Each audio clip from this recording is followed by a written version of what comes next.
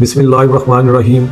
मेरी तरफ से कसूर ट्रैफिक पुलिस की तरफ से कसूर के तमाम शहरियों को जश्न आज़ादी बहुत बहुत मुबारक हो। मैं अल्लाह ताला से दुआ करता हूँ कि हमारा मुल्क हमेशा कायम व दायम रहे और खुशहाली व तरक्की की राहों पर गामज़न रखे। मैं इस मौका पर कसूर के शहरियों से, ख़ास तौर पर वालिदैन से रिक्वेस्ट करना चाहता हूँ, अपने बच्चों को अच्छे तरीके से जश्न आज़ादी मनाने की तलकीन करें।